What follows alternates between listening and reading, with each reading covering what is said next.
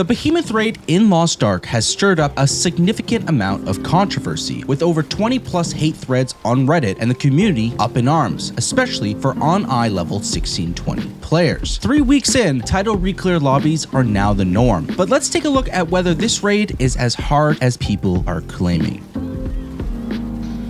Months back, Korean streamers faced a lot of backlash after stating that the Echidna raid was easier than Thaymine. Many players disagreed, particularly during the first week. And now, the Behemoth raid was described as a glorified Guardian raid, yet caused massive issues in prog lobbies. My experience in week 1 of my prog echoed this. Wings were tough to break, and Gate 2 felt particularly brutal for undergeared characters. I run with a static of 9, and we brought in 7 pugs for our prog run on release. This was a 1630 main run. While most of the group felt that the difficulty was problematic if we took on eye level characters, I didn't fully agree. Still, I tried it on my 1620 alts later that week, equipped with 40-point elixirs, 2 pieces of level 20 transcendence, and at least 2 level 9 gems to meet the entry requirements.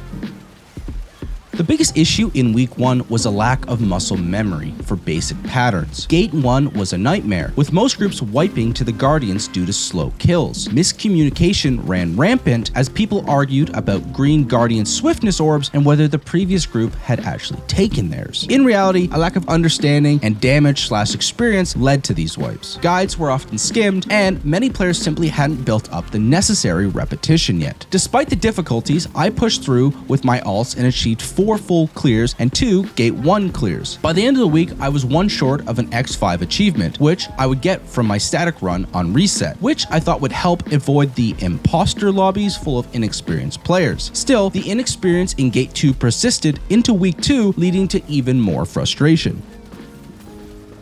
Week 2 brought its own challenges, as lobbies often required X5 achievements but were full of players lacking the necessary experience. Typically, leads would either imposter or bring in 1 or 2 imposters into the runs because they didn't have to link their own achievements. Deaths in Gate 2's post-stagger phase were common, especially in the 3-swipe basic pattern. This is basically how I determined the impostering was huge, since if you have cleared 3 times at least, you should have known phase 2 is the easiest part of the fight and is hugely scripted around the same patterns in cycle. Despite having scripted patterns, many players struggled, leading to blame games about DPS or dark grenades that the party didn't rotate. However, with time and practice, these issues subsided. By the start of week 3, title reclear lobbies were much smoother, with most runs being 1 or 2 taps, even in sub 1625 lobbies.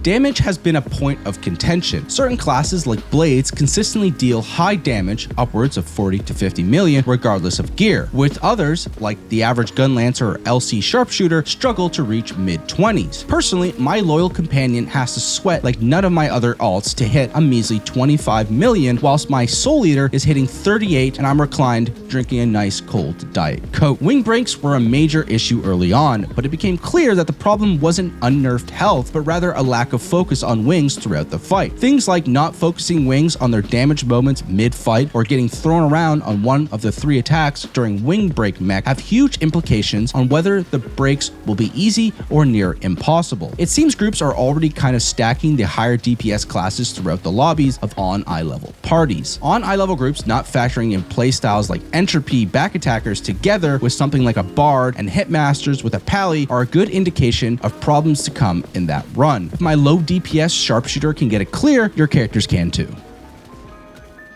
Gate 2's mechanics are mostly dodgeable, but the boss's size and hitbox often lead to unfortunate deaths. Wide tornadoes, for example, tend to claim at least 1 player, and patterns like electric waves can be tricky to dodge depending on your position. For example, a full spec character with no dashes positioned on the bottom of the screen with waves spawning there and heading upwards seems near impossible to dodge, but any other perspective for that mech seems free if you understand the rotation. Besides the level spike incoming, I imagine in a week or 2 these annoying patterns will be free as more reps will unlock a small bit of more understanding of what to do to not be in these bad positions. Even with these small frustrations, the raid's difficulty is far from impossible. It simply required time to learn and adjust, something typical of a prog.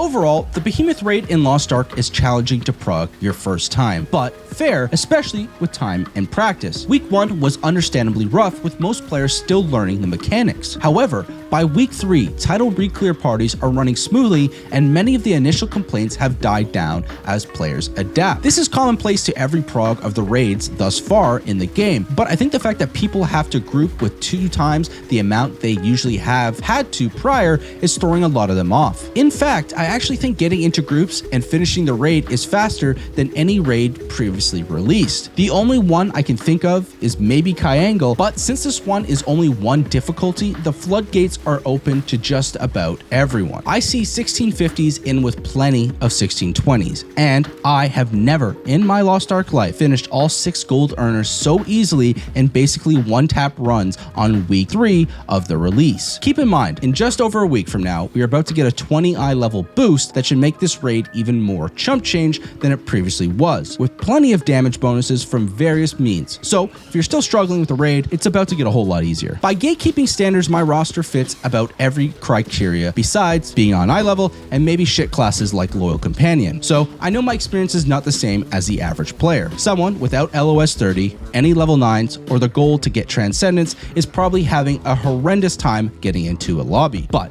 from my experience doing raids as early as Vultan's release, this may have been one of the least taxing pug prog experiences thus far. Obviously, the community took what the KR vets said too literally, but in my opinion, the gist of what they were saying about the difficulty holds true. Showing up with full 7s, no elixir or transcendence is near impossible, but I feel like it makes sense that the gold sync power progression from raids 2 and 3 previously are expected to be utilized in the content. Now, the timeline of making these easier to access for on-eye level characters on raid release may have flustered many and is probably one of the root causes for a lot of this frustration. I am having a great time with this raid as a super casual experience weekly, and I think a lot of you will enjoy it as a relaxing casual content when you get your baseline repetitions in on the raid. Let me know how your experiences have been these past 3 weeks with the raid, or check out my Lost Ark playlist for things like easy weekly gold, damage increases you may not be aware of, or just a silly series where my buddy Mark dies to solo raids. Until next time, my name is EasyBreak. Take it easy.